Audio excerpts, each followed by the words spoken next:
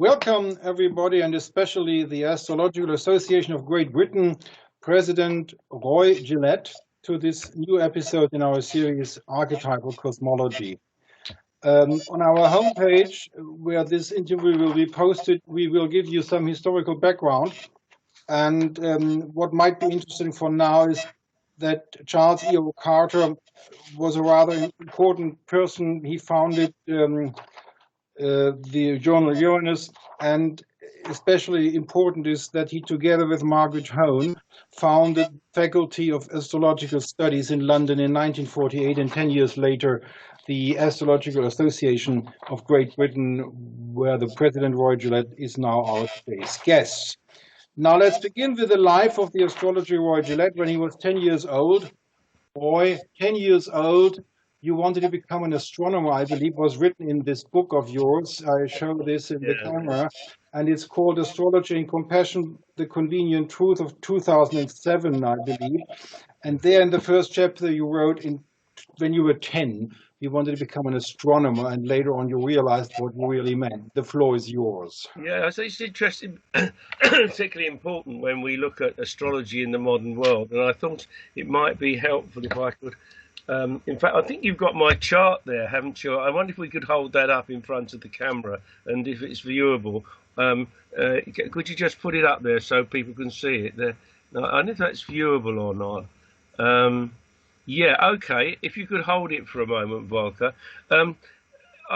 If you look at that chart, you can see that there are 4 planets in Aquarius, with Sagittarius rising, and the North Node on the ascendant. And that ascendant is trined by Mars and Saturn from Aries. Also, the Aquarian bunch, Mercury, Jupiter, Sun and Venus, are trined by the Moon in the 7th house in Gemini. And you can see if there ever was a chart of an astrologer who wanted to counsel people, 7th house Moon, about his knowledge, this is clearly it. It's not just about science, it's about a science that's about relationships and how people work in the world, and a person who wants to teach about relationships. And if I'd known about astrology as I was a young man, it might have made the first half of my life a lot easier. Thank you, Volker, that's all right. I think people can see that. The reason I mention that is because the first thing that happened was that I saw the planets moving around the sun. I saw a diagram of that roughly about the same time that I saw a diagram of the way that the atoms work, the way that you have a nucleus and electrons. And it seemed, to my simplistic young mind, it seemed there's a lot of similarity between these two things. There must be some sort of connection. And yet, if you look at the textbook for astronomy, for what the British O-level examinations it was in those days, it's called GCSE at the moment. If you want to study astronomy, which is the only subject that's really available in this area, there's an introduction at the beginning that says, for heaven's sake, don't study astrology, because that's a complete deception. Okay. And it's not real. It's old-fashioned. It's out of date. Old astrologers, older people, centuries ago used to study astrology, but now they've grown up and they realise it's just astronomy you ought to study. The physical makeup of the heavens, nothing to do with its relationship to us on Earth. And of course, I didn't understand all this in those days. I just saw that astronomy was a subject I might study, but it was just about the mechanics of the universe. And you can see from that chart I showed you that I really wanted, all through my life, to be a person who was doing things for other people and had a scientific and systematic way of wanting to build relationships with other people. Not so fast. We are still in the age of 10. What did you do when you were 10? You're going to school, I suppose. Well, yeah, but the whole point is that from this point onwards, this is the reason I say all this, is that this caused a gap in my consciousness, or in the potential to express my consciousness, as you can see through my chart, that dominated the next 30 or more years of my life. Okay, and And what happened? What happened in those 30 years? You went to school, and in England, for our visitors from all over the world, with this internet, tell us a little bit about the school system you went through. The first school yeah, is primary school, I believe. yeah, certainly. Well, I passed the what in England was those days called the 11 plus and went to grammar school. Okay. And I was the only child, so I had no brothers and sisters. I was in a boys' school, and therefore I just submitted to the culture of that school. Was that typical in your days in England, boys separated from girls in schools? Yeah, absolutely, yeah. And the thing was that it was a very traditional school. It was sort of almost modelled on a pretty public school system, with a authoritarian prefect system, corporal punishment, but lots and lots of out of school activities in sport and culture. Like every year I was in the house play and the school opera, and I used to play rugby for the school, and used to run for the school and swim for the school. And I was totally a sort of a grammar school enthusiastic, ordinary boy growing up. And when you said grammar school and you passed this term public school, what I understand is in England the public schools are in reality private schools. Exactly, yeah, they're the paid. And your grammar school, and you compared your public school called grammar school in the curriculum and in the way in the style. Yeah. It was resembling public school structures, but it was a public school you went to. Yeah, it was actually public in a literal sense, but in a how we give it name things in Britain. The history is that public schools, as they're called, were originally founded for middle class kids, but in fact they become more and more the province of the privileged classes in Britain, and therefore the ordinary state schools, as they're called, which is the grammar school was a state school, but it was modelled. It was for kids who are a bit cleverer than other kids, or supposed to be a bit cleverer than others. Yes. So, I mean, that is the background. And therefore, when I reached puberty and started relationships, I had absolutely no experience of girls or women. My parents were very kind, but very formal type people. We have you consider you are born 1938. Yes. And when you became puberty teenager, 17 years old, yes, the morals and the instructions by teachers and parents were totally different from what is normal today. Yeah, there's an absolute gap about the idea of sexuality or understanding sexuality. I mean, in the American cinema, man and woman were not allowed to sleep in the same bed when in the films. Yes. They always were in twin beds. Even the most loving relationships. And if young people not being married went to a hotel, that was a crime, wasn't it? Yeah, yeah. And I mean, the idea of having a child out of wedlock and things like that, it was all, and of course homosexuality was illegal and everything else. So there was a tremendous gap between contact and understanding, and the head of a teenage boy who'd always been brought up in that kind of environment. Then, if I go back to your book, in the first chapter, you're talking about sort of the storm of sexuality took over. Was that right? So say again. The storm of sexuality took you over, and yeah, exactly. Well, that is the whole thing, and so one had to then learn about tactile and emotional experiences, not only between men and women, between men and everything. I mean, even the rugby games we used to play, the boys used to sing songs that were taught by the older boys, which were considered to be sexually outrageous in the modern world.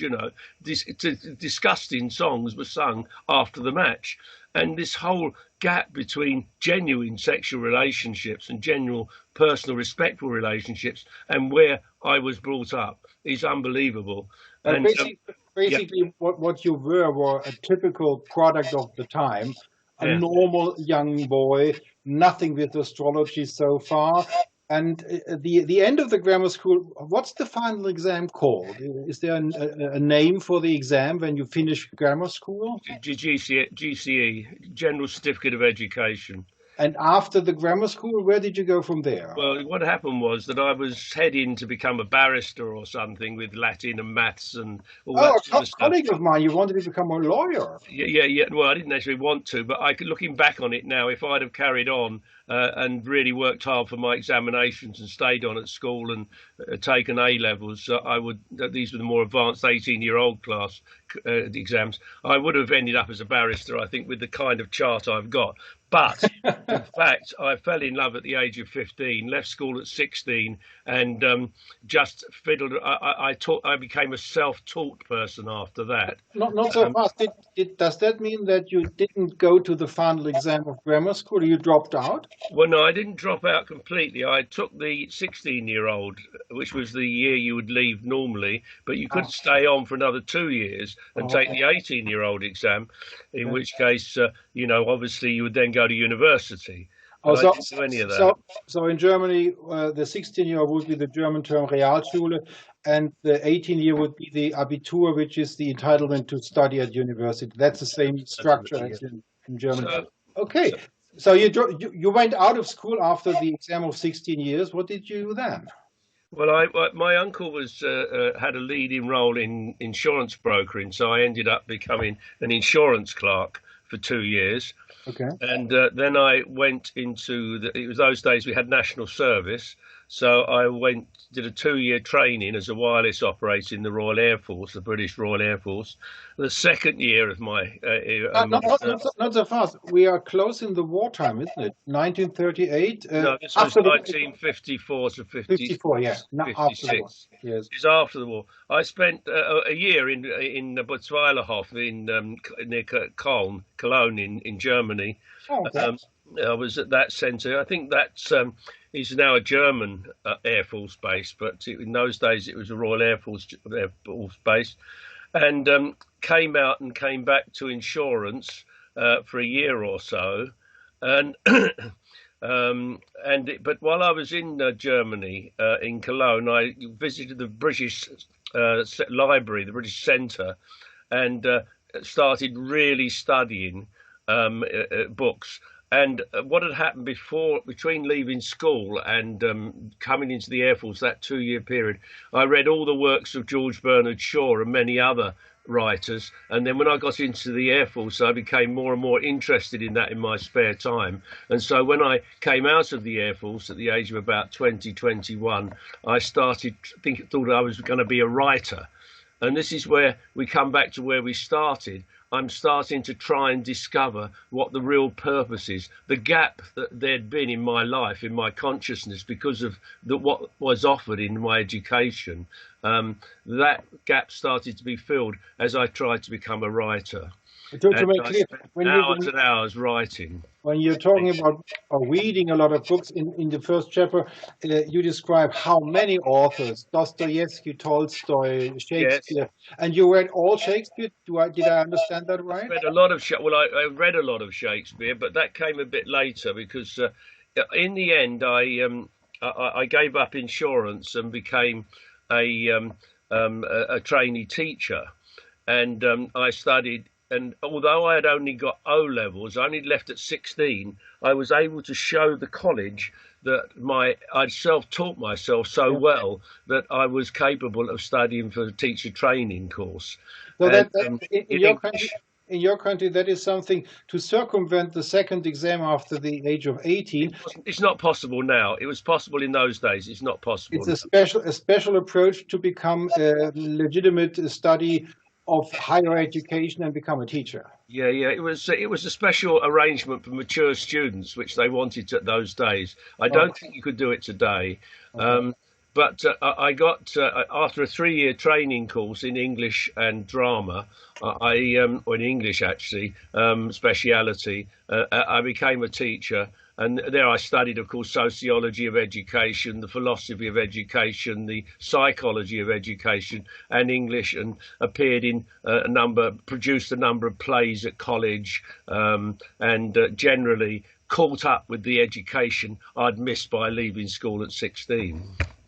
Okay, and what year are we now? We are now, the years I was at college, 1962 until 1965. So you are in college when the flower power revolution started. Yes. Did you see anything of that in your college? And where was Well, your college? What it was college were you in? it was more that the flower power thing really, it was starting in San Francisco about that time, but it really, I mean, I remember it more as Hank, what's his name, and the Shadows, and Cliff Richard, and Elvis Yes. Presley, and yeah, I mean, Elvis Presley was really my teenage years, you know, but and a bit later, but I didn't become aware of the flower power until I started teaching. Oh, okay. And the interesting thing was in the late part of the 60s, there was this eruption, you know, the summer of love and everything else. But I was looking at it as a respectable school teacher, not so much from the point of view of an alternative society. And, you know, so I knew about it. And I began to slightly being affected by it, by seeing what was changing in the world around me, but not completely understanding it at that stage. And what college did you do this teacher's exam? It was Brighton College of Education, or it's called Okay. Brighton Training College in the days I was there. Okay. And from Brighton to what school were you appointed as a teacher? You know, I went to a school in Brighton, a secondary school in Brighton, Okay. and there I was there for 5 years, And and then what subjects did you teach? English. Only English. Yeah, yeah. Okay. So 5 years later, that's 1967? No, well, no, I left in 65 and became a teacher in 65. And then for 5 years, I So, taught at this in Brighton. And then I got secondment to go away for a year and transform my teacher's certificate into a degree. And okay. I studied at Goldsmiths College for a year. And then I was awarded the Bachelor of Education degree. So now you have reached the normal level of Caught academia. up. You caught up with academia. Okay. 33, I've caught up with the educational standard I should have had at the age of 21, about Yes. over 10 years late. And one should say that in my spare time, I was always very socially conscious. Um, I was very much involved in the political and trade union side of teaching in Brighton, and also a lot of school activities. So I helped to produce the play at the school, and you know, I spent a lot of time sort of being very socially conscious. Even at college, I helped to support the Labour Party in the general election, 1964 election. You know, so I was very, very much into the idealism of being a servant of society, but I didn't yet understand. And this is why I gave my chart at the beginning. I didn't really understand the real method. You know, from my point of view, politics is only a part of social service. And the big problem with politics is very much based on selfishness, or, you know, the basic idea of economics is very greed based, you know. And, you know, although there are very idealistic politicians, the basic driving force of economics and politics is misses the spiritual depth that's needed if you're going to have a healthy society. And I hadn't yet understood that.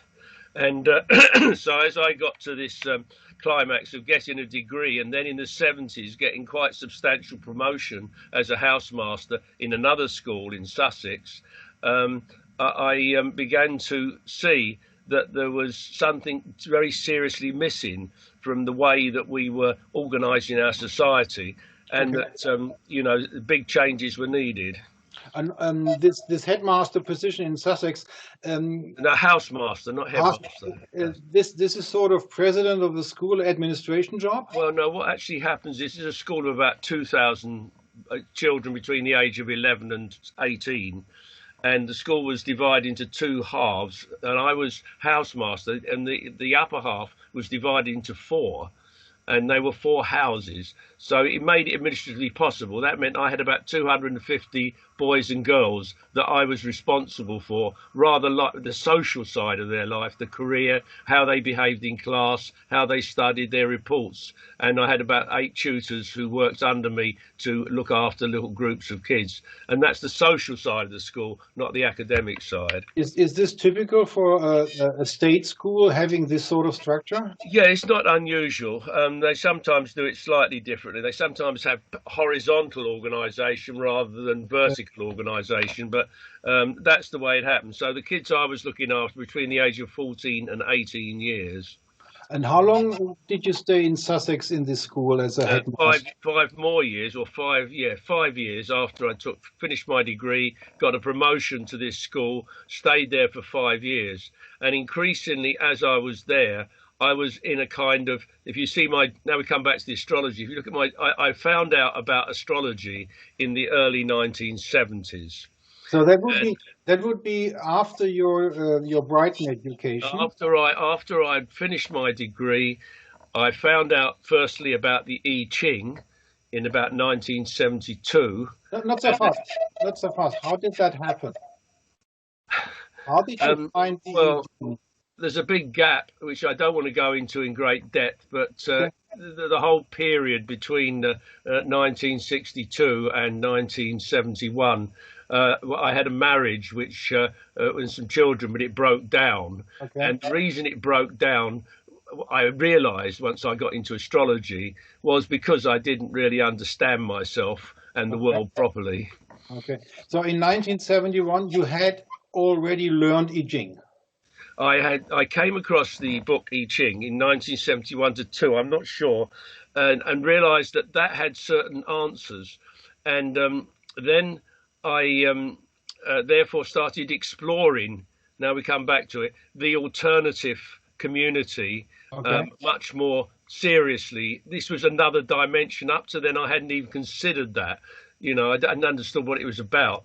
But now I started exploring the alternative community. And the first move was to come across the I Ching. The second move was going to a sort of commune in England to see how they organised their life alternatively. And from that, I came across astrology. And then when I came across astrology, I looked back on my life and began to understand exactly where I'd gone right and wrong. Not so fast again. When you say I came about astrology, did you read a book or did you meet somebody? Yes, right. Well, this is very interesting. I teaching in this is about 1972-73. Teaching in a school and being responsible for about 250 teenagers. It was quite a crisis when a part of my consciousness was I was the authoritative controller of the discipline of these boys and girls. At the same time, I was beginning to see that there were alternative ways of understanding them. And it was a real crisis, you know, in my mind, you know. And at one stage it became quite overwhelming, particularly because I was separated from my family as well because of the difficulties in my personal life. And I went to see the doctor one day and to see if I could take a little bit of time to step back from this and really get myself sorted out, you know. And while I was there, I met somebody who said, why don't you come and see me? I've got some interesting ideas to talk about. And I went round to the flat to meet them, and they did my chart. Was that a professional astrologer? No, it was, yes, there always are. There are people who teach themselves astrology. It wasn't a formula, I do it for money. It was one of these things that you do for people in a social situation. You know, it was that kind of informality. But when they did this, and they said a few words which cut right through to my understanding of myself, I thought, my God, these words understand me better than anything I've studied in my degree and my teacher training and all the books I've read. There's much more depth and understanding in these few words than there is in anything I know. And now I understand why my life has been as it is. And then I started studying it more and looking at transits, and therefore this is why this relationship was as it was, and this happened when it did. And I began to see, if only I'd have known and been able to put in perspective the experiences I've had through the first 30 or so years of my life when it was happening, I would have been a much more mature and stable person and handled things better. And for all the attempts to help the world and save it in my life as a teacher and as a volunteer worker in all sorts of areas, I would have been much more effective at it than I have been. And this brought me to a point of having to decide whether I wanted to be a school teacher and become a headmaster and have a leading role in education, or I wanted to give all that up and devote the rest of my life to astrology. Okay, before we go on from there, Go on. This astrologer, the first astrologer who did your chart, was that an old person or a young person? Oh, he was about 2 years younger than me, I think.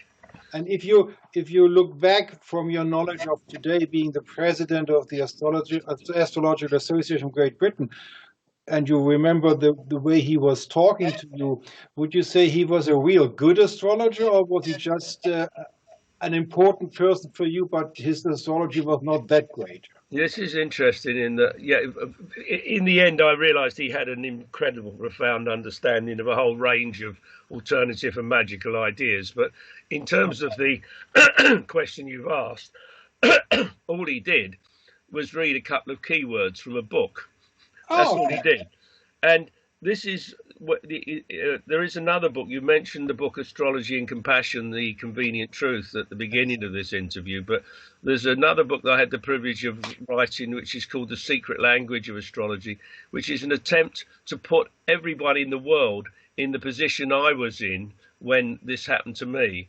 And what it is, it's an attempt in one book to make astrology accessible and meaningful to anyone who wants to spend serious amount of time. But it's a very colourful book, it's a very attractive book, yeah. And it's sold thousands and thousands of copies all over the world. But this was my experience, that the actual language of astrology was able to cut through and touch me clearly, yes. More than, even though that person wasn't very wise and showing all their wisdom to me, they just selected the right words from the right book.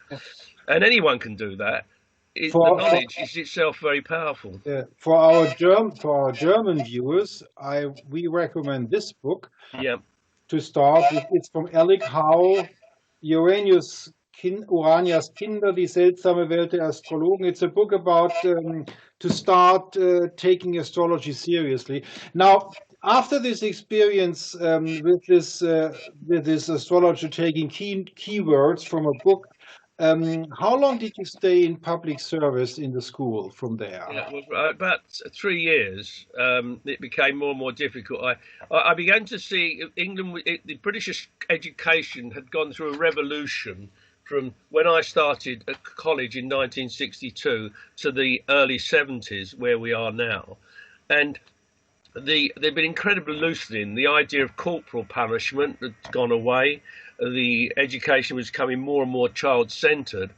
And I worked out, I was in a fairly influential position. I worked out a way of approaching school that will make it much more community-orientated and make the academic side high-powered for those who wanted it, but not sort of a burden on those that didn't, and that everyone would serve the community in a complementary way. And I could see I was in a very progressive school for the state schools in Britain, and I was trying to see if there were ways of bringing that in. And at the same time, I had to control the students, and at the same time, I knew that the students needed to find their own way and didn't need to be controlled into a system that wasn't really suited for them. And so I spent about 3 years trying to see if there was a way of starting off a process of change in the British educational system. And finally, by 1976, I realised that the problem was that people didn't understand astrology and associated subjects properly. And until they did, we were never going to really regenerate society. And at that point, I decided to focus the rest of my life on astrology and not on the conventional educational path I'd been on. That's 1976. Yep. You were separated from your first wife and Yeah. children. Yeah. 1976. You left a rather secure job situation with Yeah. income. And were you rich, or did you have No. nothing then? Well, no, what actually happened was that I had in 1975 met my first wife. This is like 4 years after the divorce of my first marriage. I've gone through a kind of later life adolescence for 4 years, and while I was still doing the teaching. And then I met my second wife, and we married, and she was from New Zealand, so we decided we wanted to go to New Zealand, and we did this journey. We got married and travelled for 2 years across the world overland to New Zealand. And through that journey, I kept a diary with all the astrological information for each day on it and comments on what happened each day. And so that was why I learned astrology, by living on the ground and surviving day by day, right the way through from through Europe and the Egypt and the Middle East, and right across through Turkey, Iran, Afghanistan, India, and across to Southeast Asia, Malaysia, Thailand, Indonesia, and then into Australia, around Australia, and to New Zealand. So that really taught me a lot about astrology, as well as a lot about living in not just my country and being British, but being a citizen of the world, and it really opened my consciousness and prepared me for the rest of my life, which is why we're here talking to each other now. Okay. And this journey started in 1976 or in 77 or? The end of 76. The end of 76. About October I left. I got married in October at 76. And how was the income situation? Did you do reading of charts to get some income, or how did you survive? We pulled all the money we had. Okay. We had limited resources, and we lived very, very cheaply. Sometimes we slept out overnight. We often hitchhiked in quite interesting places. We made contact with people and shared costs of travel that way. Or we lived very cheaply in India. When we got to India, we were able to start doing charts for money. So we could survive in India. We could live on a day-to-day basis in India. But probably the most interesting story, which adds a little bit of colour to the kind of journey it was, we were in Afghanistan, and this is before the Russians invaded Afghanistan, when makes me weep every time I hear the word Afghanistan, because Afghanistan in 1977 was a reasonably happy country. It was a poor country, and I'm sure there was all sorts of injustices, but it wasn't in the condition it's in now, and the condition it's been in ever since Russia invaded and America interfered and we all got involved. But we were in Kabul, staying in quite a nice hotel, quite cheaply, but really running out of money, trying to make the decision as to whether we would go back to Iran, which was still in the hands of the Shah, and where we could have earned money as teachers, teaching English, or to carry on into India without enough money or knowing how we were going to get out of the country. And my teeth were quite bad, and I needed money to do my teeth. And we found out that we could sell blood at the local hospital. So we both sold half a litre of blood, and this enabled me to get my teeth done. And while we were there, we met this woman who had come from McLeod Ganj near Dharamsala in northern India, where the Dalai Lama had in exile was living. And she told us about the place. And so we had to decide whether to go on into India, hoping we would be able to get out, or go back to Iran. And in fact, we made the decision to go on into India, following the spiritual answer rather than the practical answer. As it worked out, that was the beginning of my the actual earning a living as an astrologer. And if we'd have gone back, we'd have been caught right up in the middle of the revolution and all that went wrong with Iran when the Ayatollah moved in a few months later. So I started earning money as an astrologer in McLeod Ganj in Dharamsala in northern India in about when we were there, about May, started 1977. And this is about the time when you met the Dalai Lama? Not immediately. We were living in the place where the Dalai Lama and his people had moved to, the old palace as it was called in those days. We lived in a room there. It wasn't in the palace; it was one of the outhouses associated with it, and we lived there for 3-4 months and made a living by making cakes and jam because that wasn't easily available locally, and also doing horoscopes for people. Okay. And we earned enough money to live and have some savings to carry on our journey around India in September. And in September, His Holiness had been overseas all the time we've been in Dharamsala, but in September we went through a rather magical delaying process and ended up being in the group that met him at Old Delhi Station when he came back through, as we were travelling through Delhi at the time. Okay. Now we have reached the point where people want to know. Astrology is a broad term. When you start, Astrology is a what? Sorry, a very broad term. There is classical astrology, there is horary astrology, there is psychological astrology. When you started out with this first astrologer, when you met this rather young person, reading your key text words, and then you started reading yourself, I suppose. Do you remember the books you were reading? The words that I mentioned to you earlier were from, funny enough, Alice Bailey's Esoteric Astrology. Okay. And it was a description of my ascendant and description of my sun. It was, I think the first one, the ascendant, was I see a goal, I reach the goal, I see another one, something like that. Yeah. And I forget the one for the sun now off the top of my head. I've got it written down somewhere. But that was the first book. But the first book I really studied and how I taught myself astrology was the Complete Astrologer by Derek and Julia Parker. Okay, I don't know if you know that in Germany. I think you will. Well, it's available in German as well. It's a rather large volume. You studied from page 1 to the last. Well, that was the first one, and a lot of people. It was very popular in those days.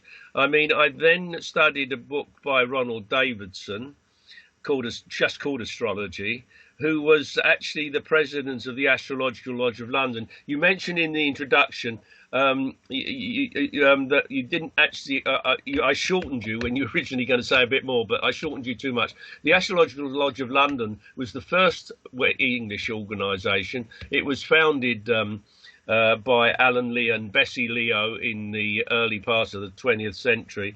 Charles Carter became very involved in that and was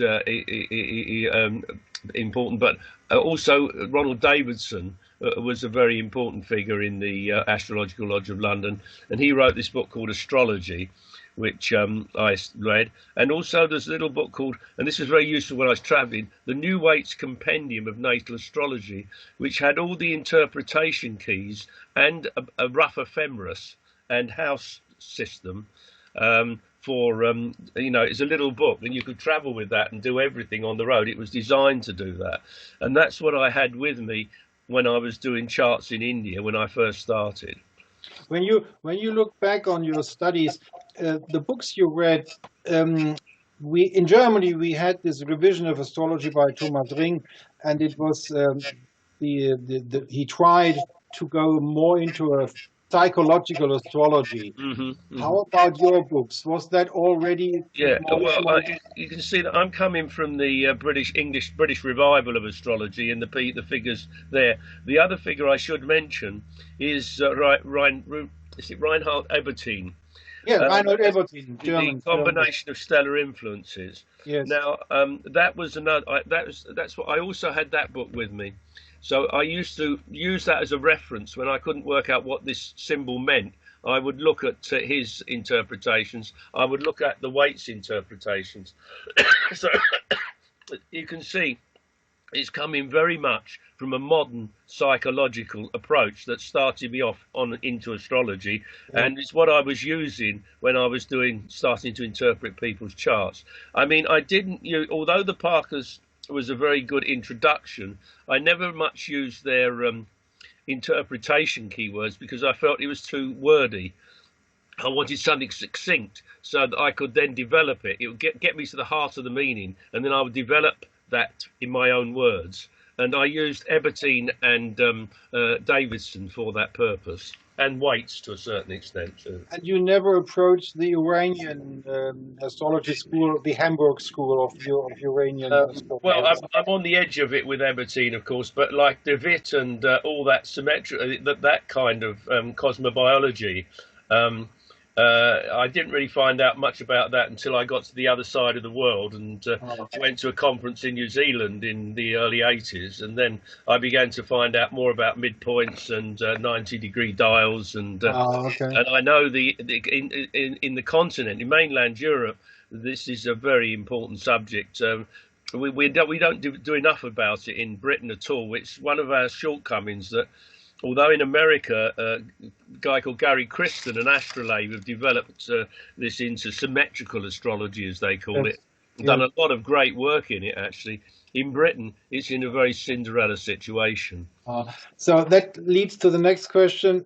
Being in astrology and advising people about their charts, the question arises, how about prognosis? What techniques in prognosis did you do in those days?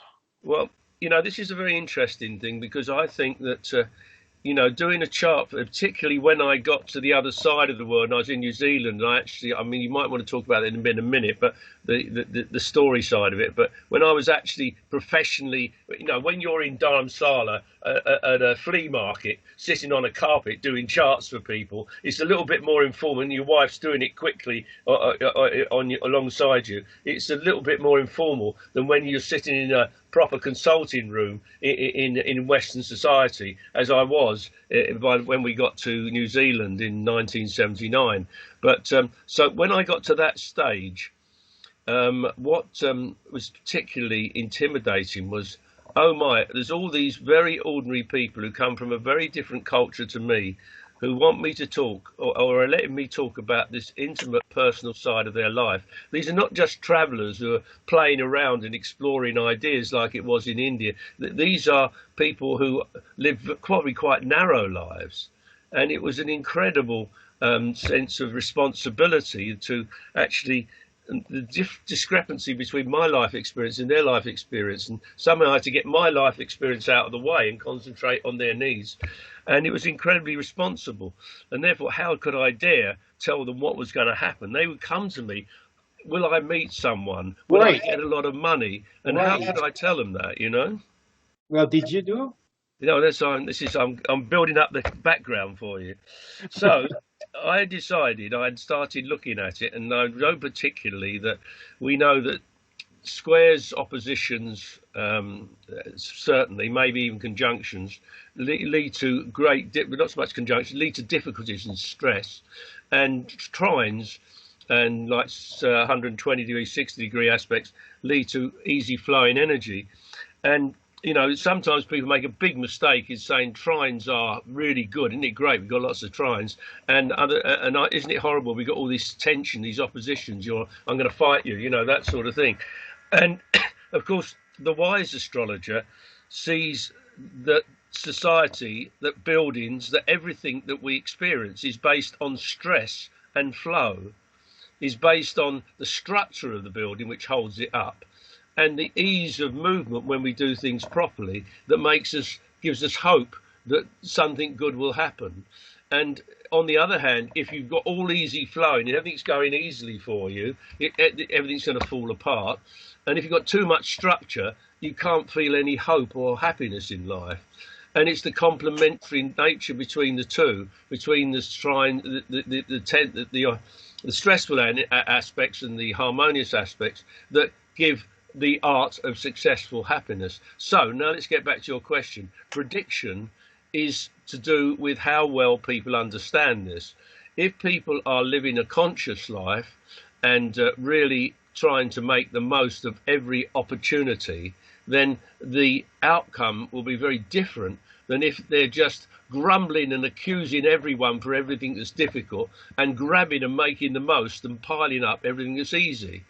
And, so to try and predict what will happen to every person, just technically on the mechanics of astrology, is not only a fool's path, but a very dangerous path to misinforming other people.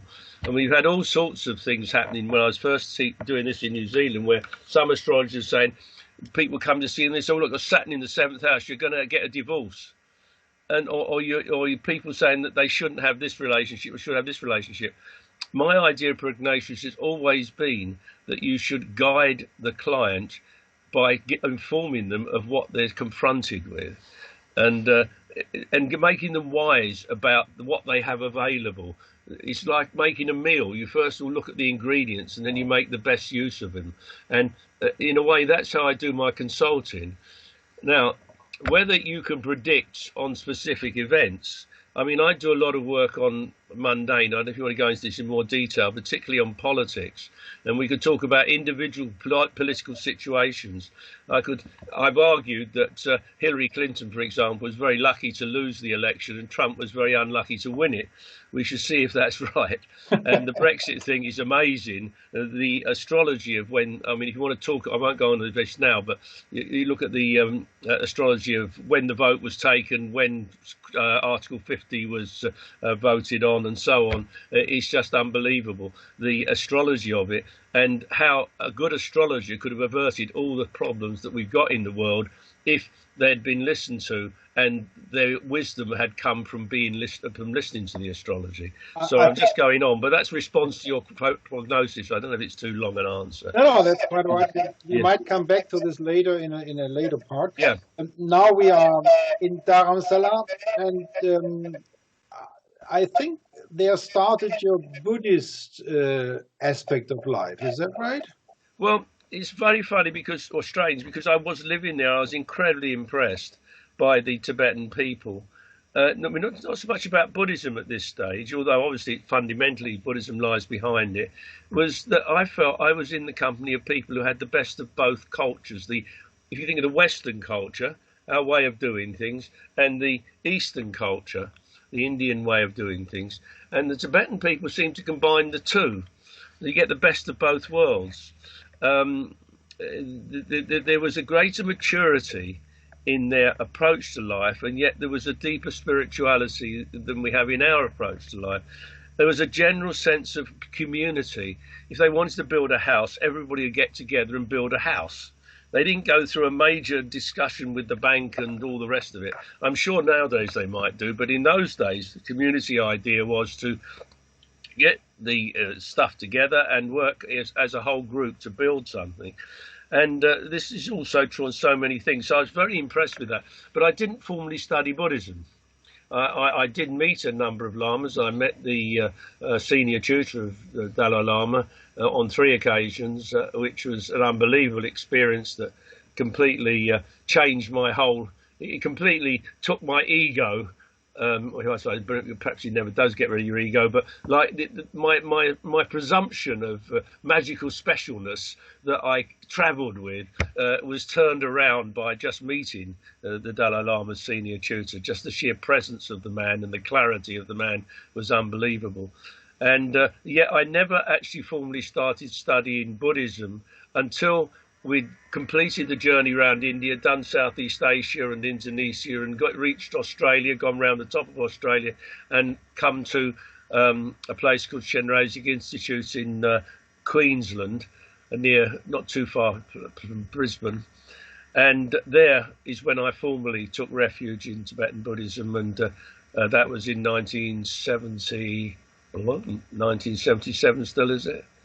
Yeah, 1977. Yeah, no, I get confused. I lost that time. No, I think it was 78. It was 78, yeah. In May 78. Yeah. In your second year of the journey. Yeah. Well, yeah, we were in Brisbane. We got to New Zealand in November 1978. Okay. And so I started. Yeah, go on. Yeah. From Dharamsala, what was the next station? Was that India?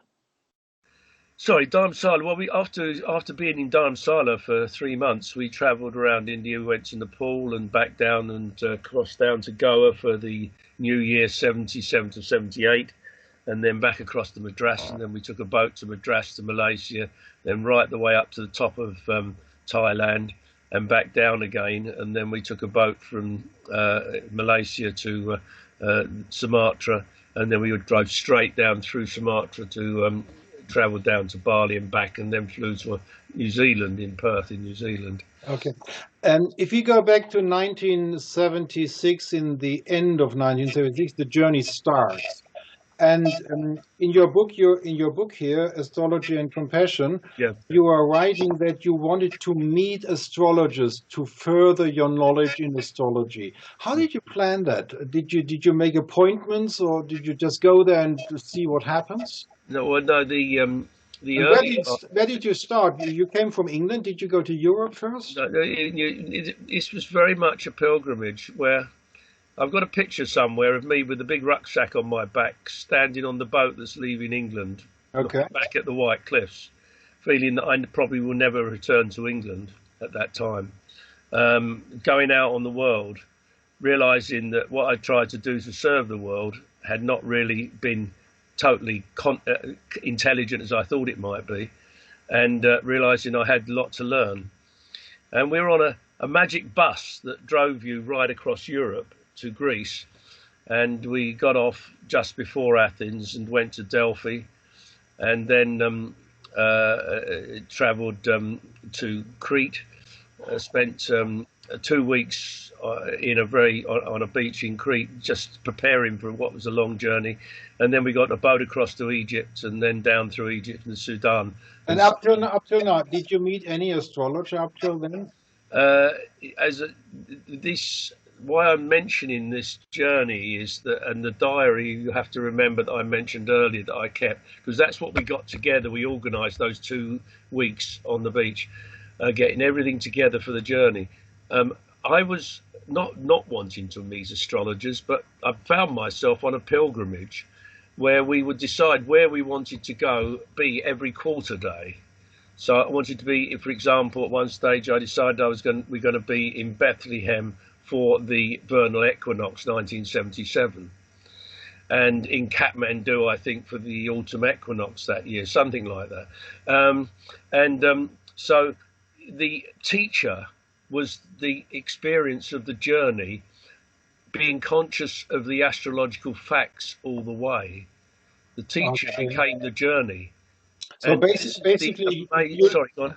You looked up the constellations in certain places and what it did with you personally, and the teacher was the universe. Yeah, the teacher was what happened as we travelled through the earth, along the earth, and each day things would happen and we'd see, and some days I'd actually do the opposite of what the chart says I should do to see what would happen, to experiment. And in fact, there's also a number of examples I'll give you of where we did that, and it's proved undoubtedly that we did it the wrong way, that if we'd have done it another way, it would have been a much easier day. And so gradually I was experimenting through that journey all the way to India, and even afterwards, we were experimenting with the world. It wasn't that I didn't want to meet other astrologers, but I wasn't in the situation to meet them. I was on a journey, I was on a pilgrimage, right? Or we were on a pilgrimage. And yes, when we got to India, I did meet, I didn't really come across, it was interesting, I didn't really come across any Indian astrologers on that first journey to India. That I didn't meet them as, and stay with them and that, except that I did visit we went up to Badranath, which is near the Tibetan border.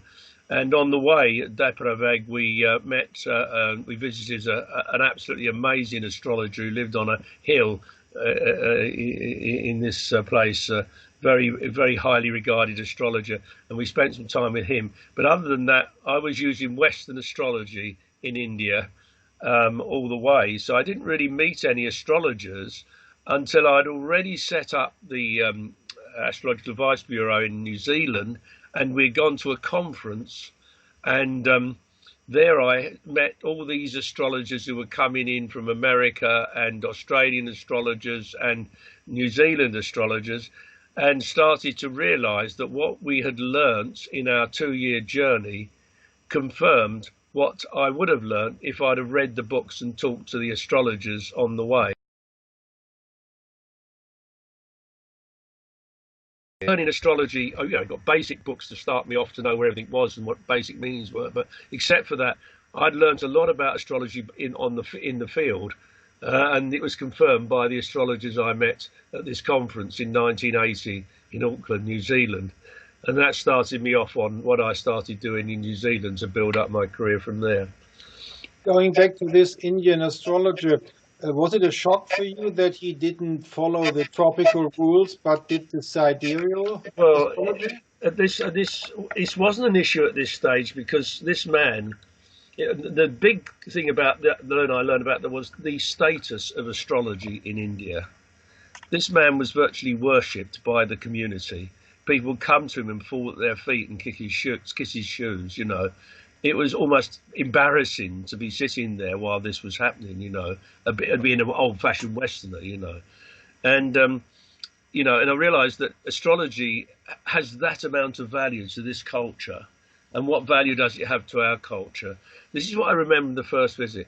We went on another visit to India a year or so later, and there I visited and spent time with a man called Manik Chain Jain, who was one of the astrologers at the conference in Auckland that I just mentioned.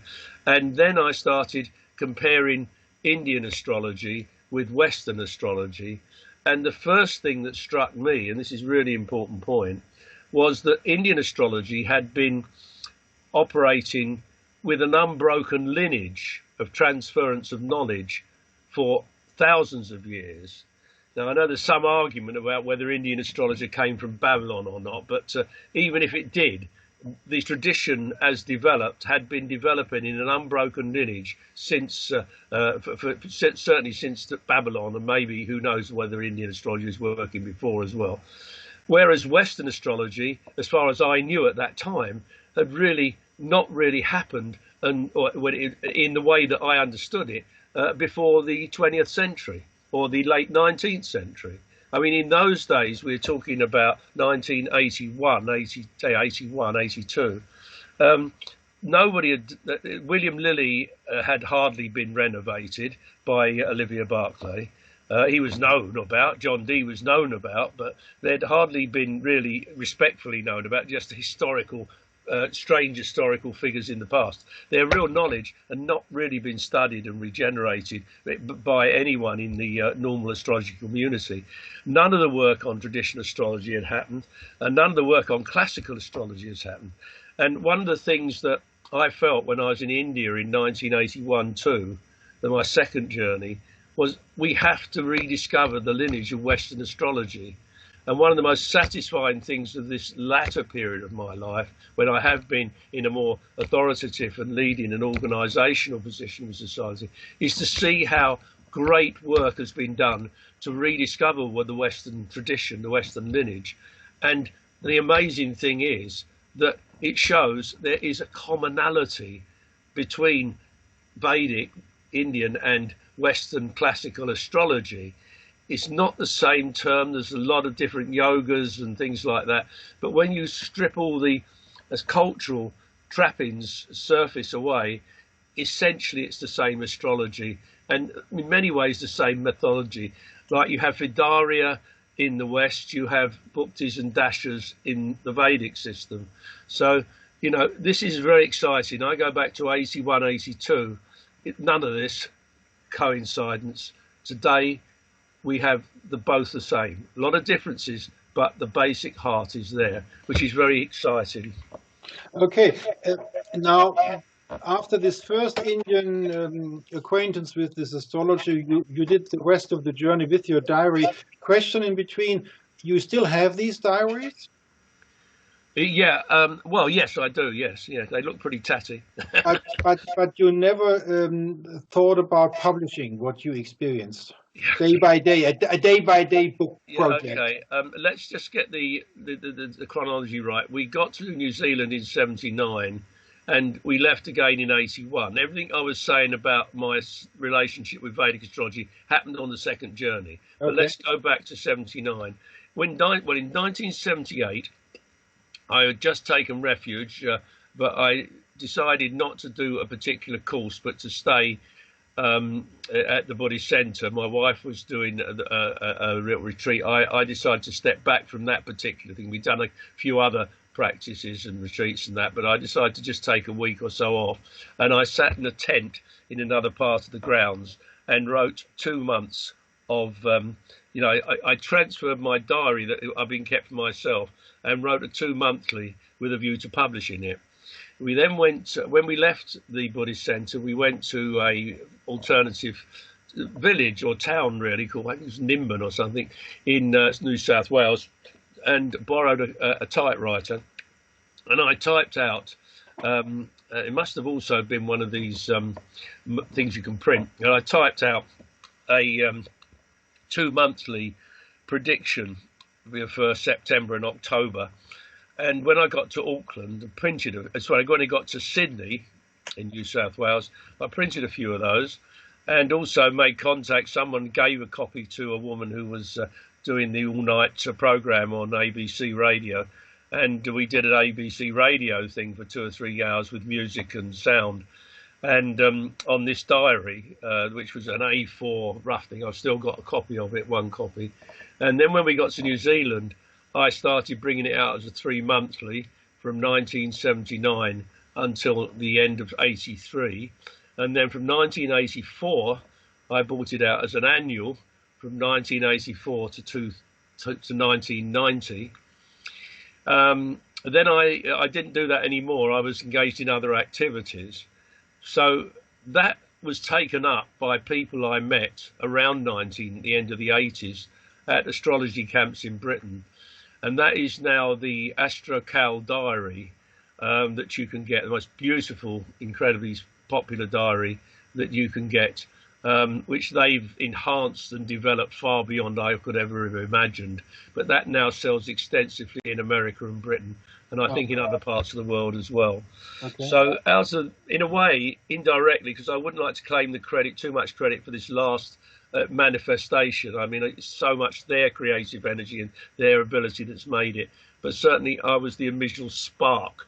My diaries were the original spark. And my journey was the original spark that went to the diaries. So it's quite an interesting sequence, that. Yes.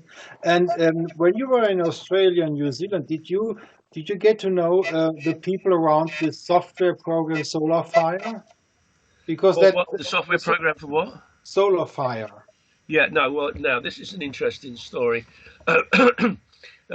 When I was in New Zealand, after this contact with the conference in 1980 in Auckland, we then set up an astrological practice in Palmerston North called the Astrological Advice Bureau. And it took off amazingly, partly because I did a radio broadcast and the media were covering it and many people came. And that's how we were able to finance the diaries that started us off. And that also encouraged me to organise an astrological event at a very beautiful New Age centre in Taupo called Tahara Centre. And out of that came the request from the astrologers in New Zealand that I organise annual conferences for them. And so Caroline and I organised the annual conference in New Zealand for 1981, 82, 83, 84, 85. There's one gap. One of them was organised by some of my students because we were travelling. I think it was the 82 one was organised by, or the 83 one. The 82 one was organised by students. But we organised conferences for those years. So it became increasingly popular. I'm wondering if I'm actually answering your question here. I've started talking about that. What was the question you were asking? When you were in Down Under, as we say, did you meet the people around the software program SolarFire? Oh yeah, no, yes, okay. So I organised these conferences, and yes, I met at one of these. I did the Astrology Conference at Tahara Centre, and that's where I met Bernadette Brady and Darylyn Ginsberg as young, enthusiastic astrologers living in Adelaide, and they were a part of this conference. I also organised visits from working with the Australians. We had Alan Oaken, we had Robert Hand, we had Derek and Julia Parker as principal speakers at various conferences through these years. And so I got to know them as well.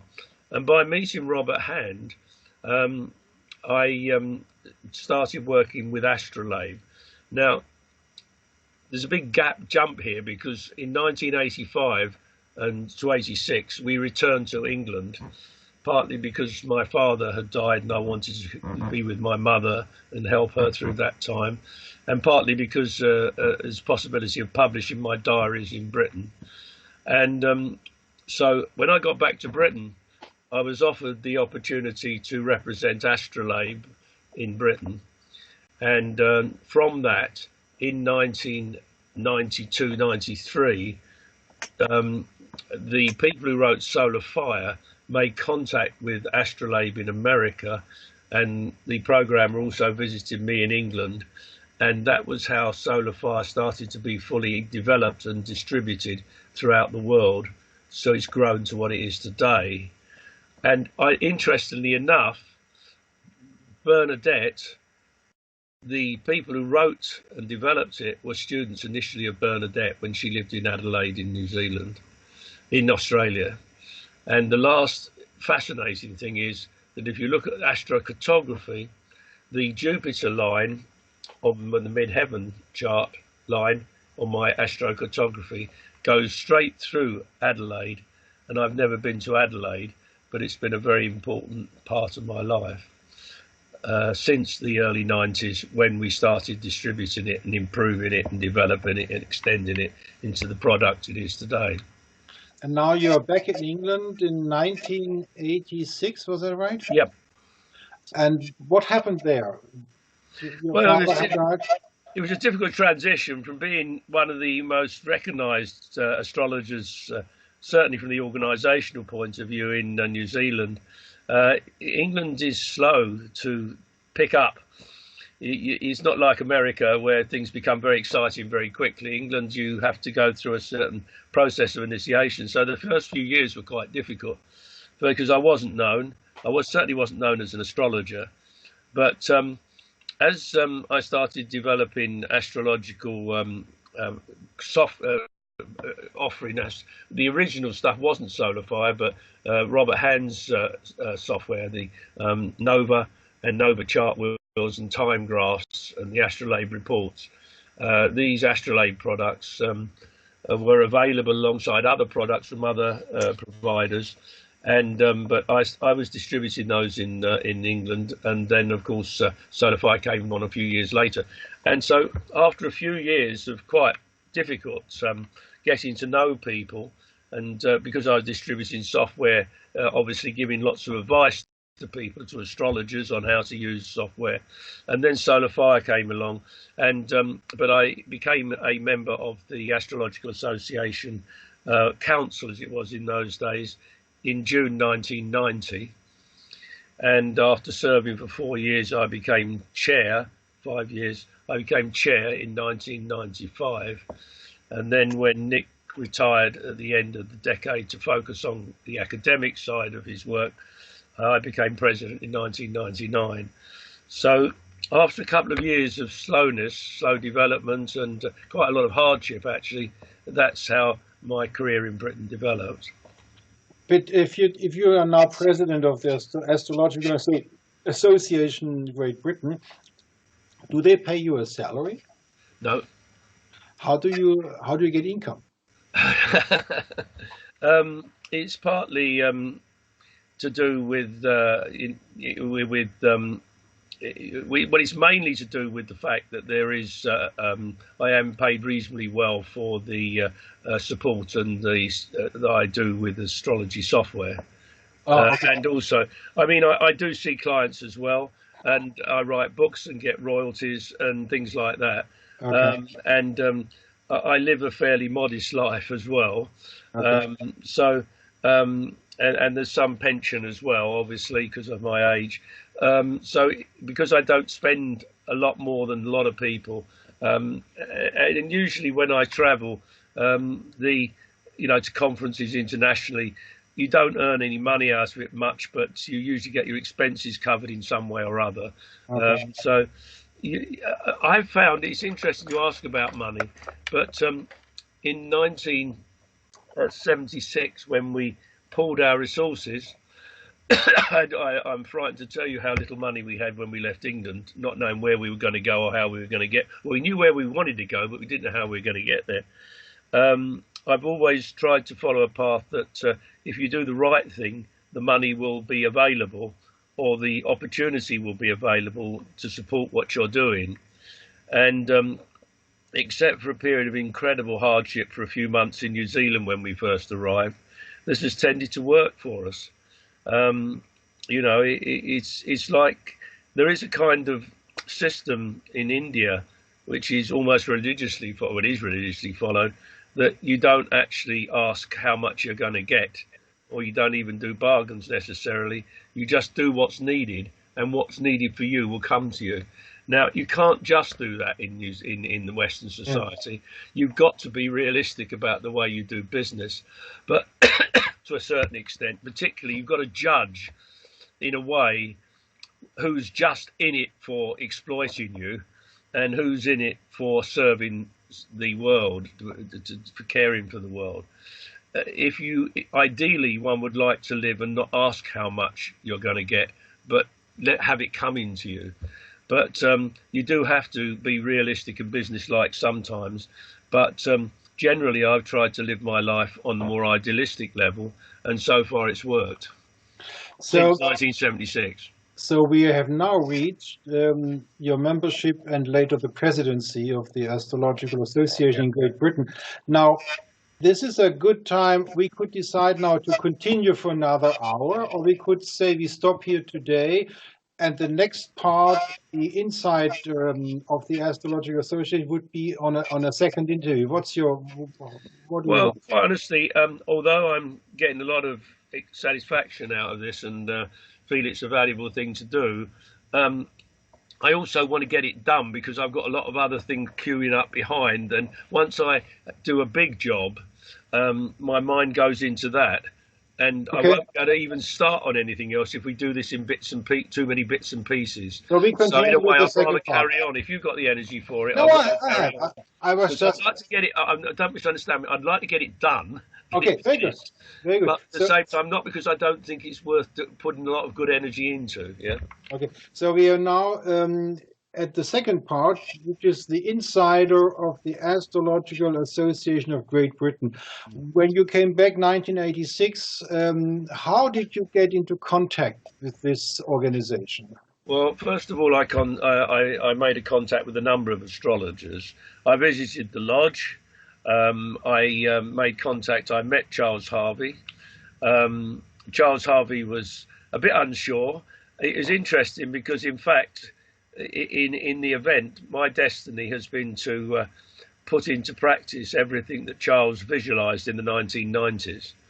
I mean, in the 1990s, Charles was trying to scan all the journals. He was trying to get all the recordings of generally available. He was doing so many things that he wanted the association to do.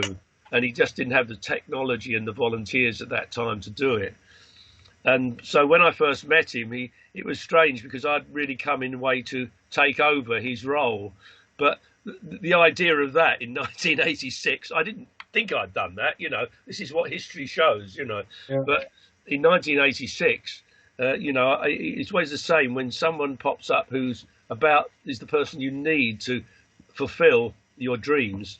You tend to be a bit defensive, and Charles was a little bit defensive to start with.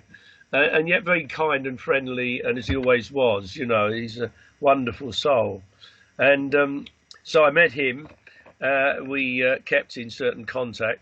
But I met so many astrologers because I was distributing the software. I was helping them, advising them. And, I had a reasonable broad knowledge of various types of astrology. And, of course, by supplying software, you learn a lot more. You learn about techniques that you'd never even have looked at if you didn't know that software had to do that as well. So I gradually got to know people and they got to know me. And from 1988, 87, 88, I went to conferences and had a stand at conferences to show people how to use the software. So, and I think in 1980, one year, 88, I think I was asked to talk at one conference, and then and what was it, 89, and then in 1990 I was asked to come on the board, and then I became a part of the community. That's how it happened, really. And this association of Astrological Association of Great Britain, how many members today?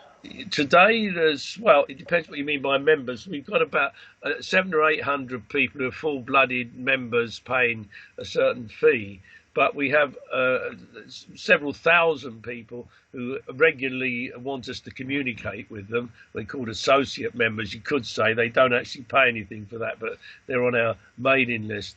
And then, of course, there's all the people that come to conference, which don't always, well, they're supposed to be members at conference, but they don't always sustain their membership.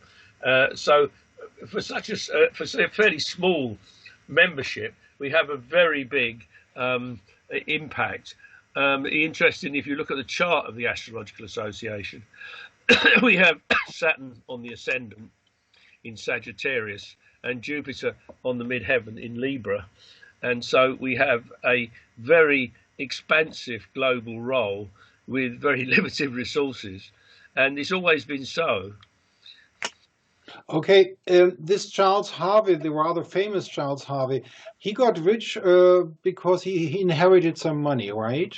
I didn't know about that, but it may be true. I don't know. I really can't say anything on that.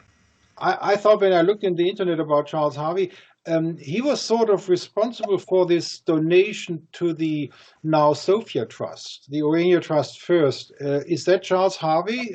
Well, John Addy founded the Urania Trust. John Addy was Charles's predecessor as president. Oh, so the money comes from someone nobody knows, and John Addy. Yeah, no, okay, all right. Let's clarify that. There's two big bundles of money along what you're thinking about. The first one is the money that was given to the Urania Trust for the purchase of a building in London. The building was purchased in Caledonian Road, although the Urania Trust did sell that. Charles was connected with the Urania Trust, and even after he ceased to be president of the association, and but John Addy actually founded it.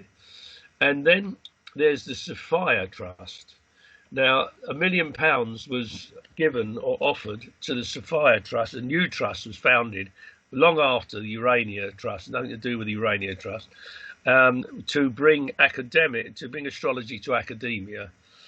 And that money has been spent partly on a course at University of Kent, but mainly on a course that was developed at the University of Bath Spa, and later the University of I get the words wrong here. Must check this up. Lampeter. It's in Wales. It's one of the universities in Wales. Yeah. I think it's called Lampeter University. Yeah, Lampeter, but I forget what the formal name is. But yes, okay. Lampeter in South Wales. And Nick.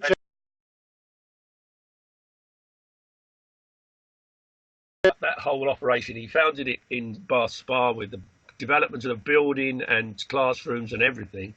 I don't want to say what happened at Whiting's not still there. That would have been my next question. Why was Bath a disaster in the end? The workings of academic politics, particularly as far as astrology is concerned, is open to question. I call this in my book Astrology in Law. If someone from academia deals in astrology, that is sort of academic suicide. Yeah, well, I mean, it wasn't academic suicide, but it was in the sense that a lot of money from this donation, this £1 million, went into developing what was, I think, a cowshed or something into something quite nice, and we no longer operate from there. Now, the logistics of how that happened, I wouldn't like to get into the legal responsibility of saying it. But I think if people want to find out what happened, they can check up for themselves. Yes. Nick managed to get it accepted by Lampeter as a distance learning degree. And this has been so successful that about a year or so ago, Prince Charles actually gave the awards, the degree awards. And there's pictures of Prince Charles and Nick, and some of his students have been generally available. So that's been a great success. And yeah, yeah. Now, coming back to your position, it's not always normal that an association has long periods with one president. The Astrological Association is rather lucky, having very few presidents who serve for a long period of time. Yeah. How do you explain that? Because in Germany, it's not the case. I know it is strange. I mean, excuse me. I'll just have to fiddle with my fire a little bit. Um, the It started with John Addy, and in fact, I mean, it goes back. I mean, Charles Carter was a leading, and Ronald Davidson really dominated the running of the Lodge of London, and John Addy was president for some years. Charles was president for 21 years. Nick was only president for 4 or 5 years. That's because he wanted to focus on the academic side. And I've been president since 1999, which is building up to 20 years. My present term ends next year, so I will equal Charles's tenure next year. Will you continue? Sorry? Will you be re-elected? Or I don't know. I wouldn't like to. You should never anticipate what's going to happen. Okay. It's due to unforeseen circumstances, that old joke. Yeah. I don't know. At the moment, I feel fit and well, but I'm 81 years old. I was also chair of the Jamyang Buddhist Center, the trustees of Jamyang Buddhist Center until the end of 17, but felt that I should not do that as well any longer. I've been chair of that for about 10 years, but but at the moment, it depends very much on the logistics of the organisation and the transformation that's going on. At the moment, the association is very keen to, we've got a couple of people leaving the board this year who've done great work, and we now want to not only get younger people, but it's very important to get younger people onto the board and to build the association to expand and develop in the future. And there is this tremendous development and interest in astrology among the millennial people online, and the link between the traditional organisations and these younger people is beginning to happen and needs to be extended. My work with OPA, the Organisation of Professional Astrology in America, was very much about giving an opportunity to younger astrologers to really advance things. And so I think that's one of the ways the future is going to go. And certainly I would like to see the association on its way to that kind of expansion and preparedness into the future. At the right time, I won't be there. Other people will be doing the work, but I haven't. It's that vague at the moment. What are you going to say? You see, at the moment, we've got all the journals that have ever been published since 1959. Anyone can read them online if they're a member. We've got all the correlation journals that published since 1968 available online. We've got only for the paying members? Yeah, paying members at the moment. Yeah, we've got to earn a living, so we've got to live. Yeah, but that's only 800 people. Yeah, it could be, but it doesn't have. You're not offering to look at certain editions for a certain amount of fee. Well, the fee of having access to these journals is online is at the moment £35 a year. Oh, okay. So there is a special offer for people who are not paying members. No, that's all you've got to be. You'll then become a member of the association and get all the benefits and have access to everything I've mentioned. Oh, you mean the total of membership fee per year is only £35? Yeah, that for the journal. If you want to get access to correlation as well, it's another £16 a year. That gives you access. You get 2 copies. I mean, for £35. You get access to all the journals from 59 and the new ones coming up this year. There's 6 of them. For another £16, you get access to all the correlations and the 2 editions, the current and the next edition.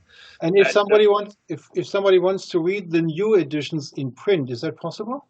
Yeah, you can buy for an extra. Well, we're going to increase this because it's too cheap. It's only 42 at the moment for the hard copy, but we're going to that'll be up to 49 very Okay. soon. Yeah. And the correlation. The £16 includes people living in Britain. You get hard copies, but if you live overseas, you have to pay extra for the postage. Okay. So that can be seen on your homepage, I suppose. Yeah, you can just go there and go to the shop and find all that out. So, I mean, we have to pay people to do things. I mean, the Yes. journal, if you look at the quality of the journal, we do pay the editor, we do pay the graphic designer, and we have to because it's such a high quality work and it takes a lot of time. And therefore, what people pay membership fees largely goes towards that. And this journal, Mountain Astrologer, is that American or British? Mountain Astrologer is in West Coast America. Oh, that's American. Yeah. Okay, coming back to your presidency, 20 years, a long time. What would you say was the worst event in your presidency? No, the worst event was, I don't really want to talk about this very much, was an attempt by someone to attack us legally and as a litigant in person, which is always very difficult because, you either have to be as good at playing legal games as they are or pay a lot of money to defend yourself to other people. And fortunately, we did manage to get expenses. You didn't make any money. We did get our expenses back in the end, but it took about nearly 10 years of my life worrying about it. So that was really difficult. And what was the highlight of the last 20 years presidency? The highlight. It's a nice one. I could think about that. I would like to choose the highlight. Or you can give us three. Sorry? Why don't you give, if you have 3 or 4, give us them all. Yeah. Well, I suppose in 1995 was the first Astrological Association conference I organised, and what we haven't mentioned was my involvement with astrology camps and more with the alternative community. And I had done that through the 80s before I really got so closely involved with the AA. I was helping to organise an annual camp, which would have about 100, 200 people together in a field for about 10 days, studying astrology and doing all sorts of experiential work. And in 95, we managed to integrate some of the aspects of that. We had an astrological garden, we had we had an astronomer there showing people the stars. We had a fancy dress, we had drama and that sort of stuff. Integrated that into the more sort of formal side of conference life, with meetings and that. So that was really wonderful to add this element of freshness into it. And also with Nick becoming president and me as chair, we managed to ensure that every element, or as many elements as we could imagine, of the astrological community would be welcome to conference. So it became a cross-fertilisation of every aspect of astrology, and it's stayed that way since. So that was really exciting. The other one, the second one, would be when I became president in 1999.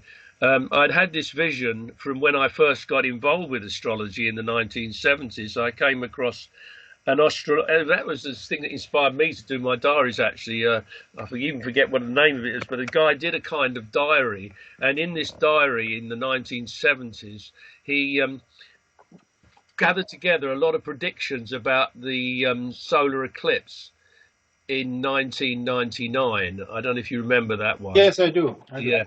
And I've, in many ways, I didn't mention this, the part of my journey in the crazy mind that you sometimes get into in these kind of things. I was always feeling that the journey around the Middle East in particularly was very much about trying to symbolically invoke peace and tolerance and working towards this Grand Cross eclipse.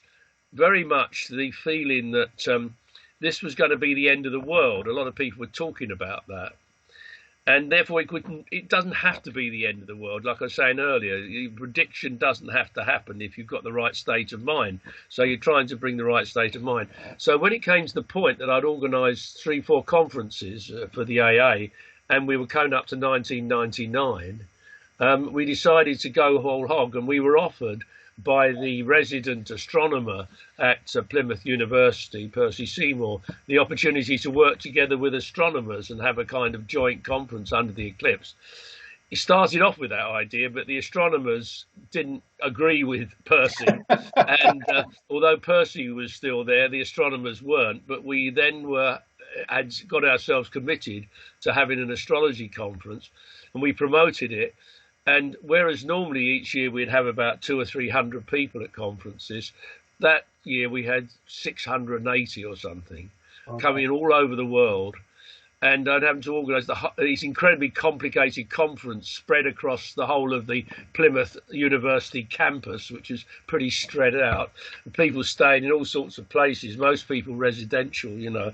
It was the most amazing experience to be able to do that. And I had to do the keynote speech, a Carr's Memorial Lecture, in front of 600 people, which is the most frightening and yet the most exhilarating experience. So that was very special.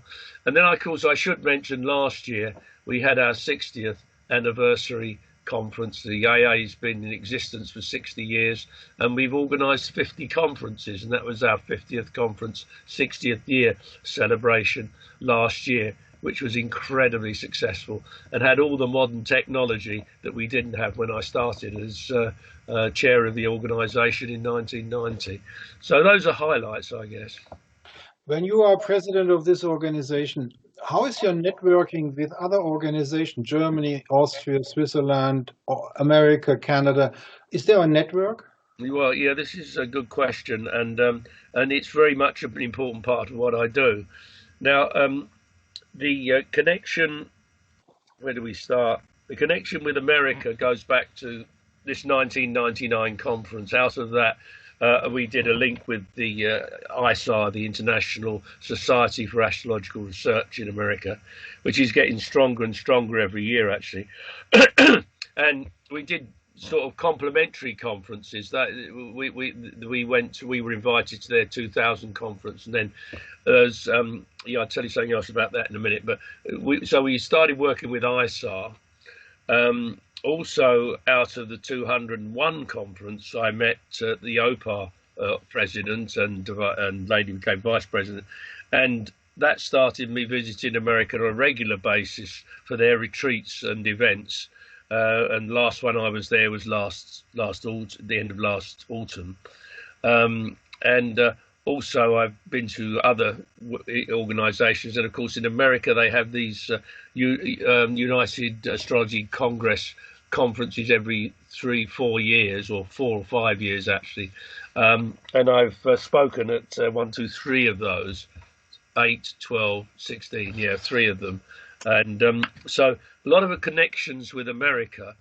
Now, in 2005, we organised a conference, a European conference, where we had some Americans coming over, but particularly this conference was quadlingual. It was in English, German, Italian, and French, and we had simultaneous translation between these 4 languages. And we organised that at York University and had about 300 or 400 people there. Interestingly enough, it didn't coincide too well with German conference organisation. So although we had lots of people from Austria and France and Italy, we didn't get the support we would like from Germany. I think that wasn't deliberate. It just so happened that it couldn't quite organise everything with the time schedule. But so it wasn't as successful as I'd like it to be. And because it wasn't successful as I'd like it to be, we haven't been able to organise another European conference since. And no other. I mean, it used to be done to a certain extent in Switzerland. With Claude Weiss used to do it, I think, yes. And Green used to help, but that hasn't happened for a while. The World Conference from Claude Weiss. I was in Lucerne in 2000 and in Basel in 2004. Yeah.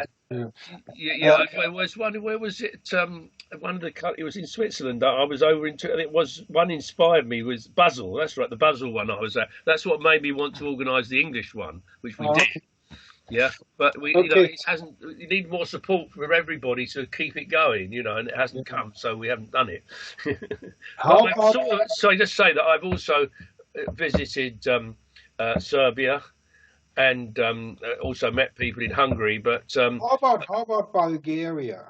sorry, I haven't Bulgaria? been to Bulgaria. I've been. I've had a regular contact with Istanbul, with Turkey, and I've been visiting The Turkey. reason, the reason I'm asking about Bulgaria, do you have any connections to the situation that the government in Bulgaria is advised by astrologers? Oh, I didn't know that.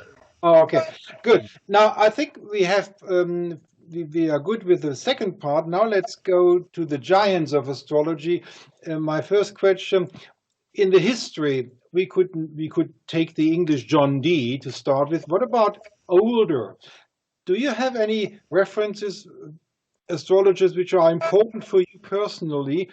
Their books, their writings, and their biography. Is Ptolemaeus important for you? Um, one of the limitations I'm aware secondhand of a number of people like Ptolemy, obviously, and the Arab I can never get his name pronounced right, but it's Arab astrology as well. I know the existence of these things, but this is one of well, it's a weakness. It's an area I haven't studied. We have Chris Brennan coming to our conference this year. He's going to do a whole day workshop on classical astrology. It's an area which I've heard, and I've obviously Ben Dykes as well, who's done a lot of translation, including from Arabic as well as from Greek and Latin. So I'm aware of the work of people who've translated from the original Westerners today, modern Westerners who've done it. I've never studied it in any great depth. My astrological foundation goes back to, as I told you at the beginning of my biographical section, how I got into astrology and the journey I did.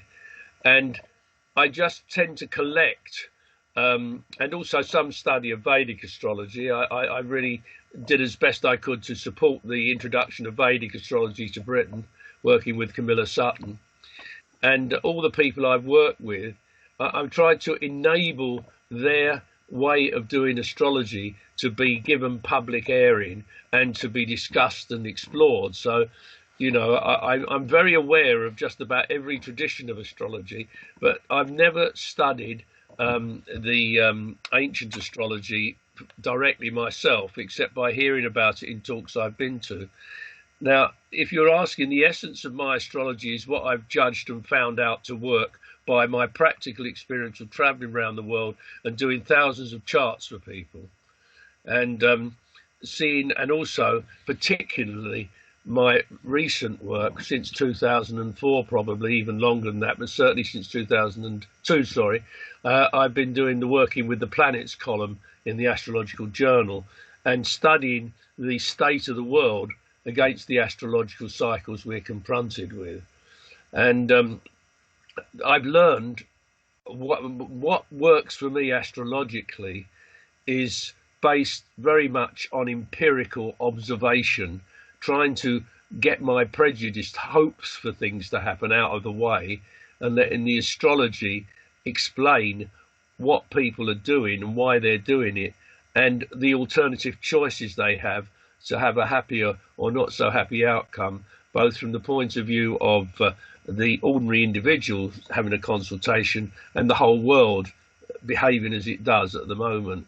And so, my focus is more on mundane astrology. I've done some work with financial astrology as well, and personal consultation, rather than looking back to the origins. Although I still use, some of the ideas that come from Vedic or traditional astrology, and the whole idea of ruling planets, planets in full, planets in detriment, transference of planets and dispositors and all that sort of stuff. I incorporate that into my work.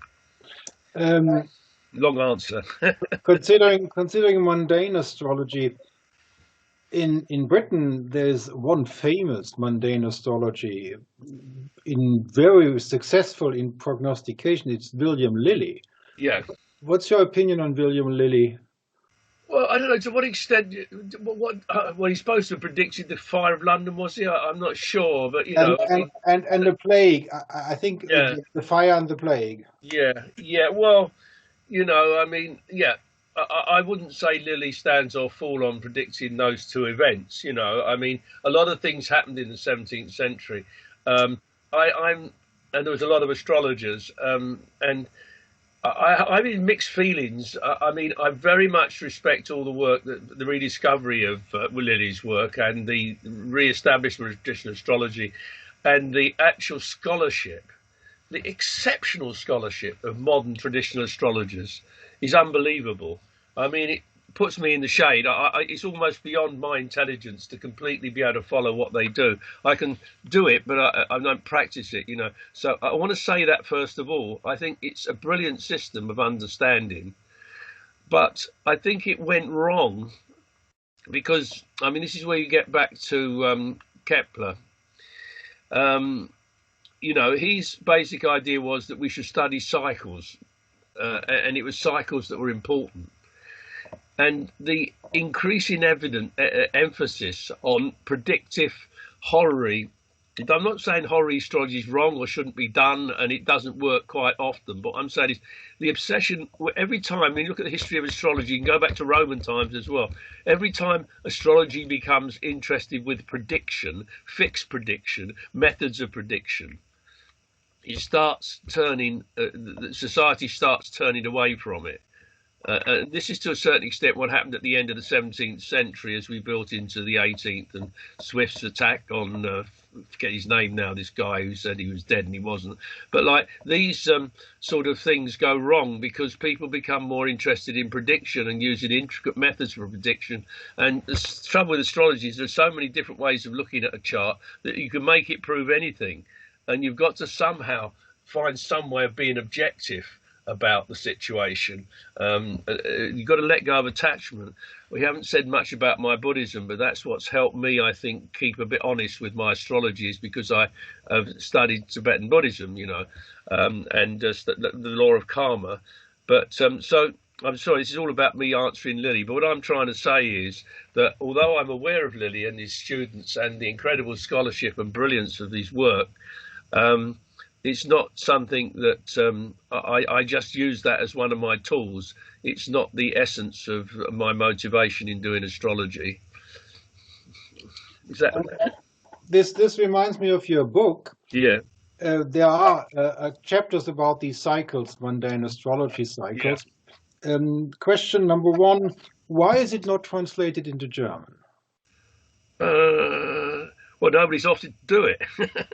Well, I know. It's a self-published book. It's not, the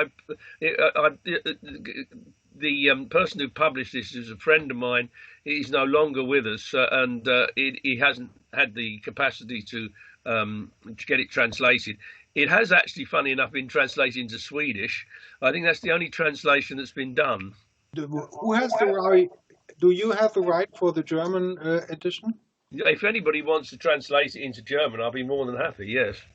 So you could allow that. I've got complete copyright. Nobody's got the copyright of it. So all is needed is a sponsor from anywhere in the world.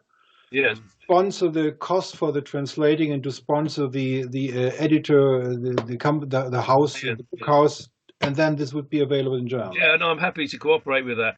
I mean, my secret language of astrology has been translated into about 8 different languages, but that's because the publisher wanted to distribute it everywhere, My personal impression is this book is very important. Yeah. And not having it in Germany, Austria, and Switzerland is a mistake. Probably whenever you meet somebody on your conferences, ask, do you have enough money to publish it in German?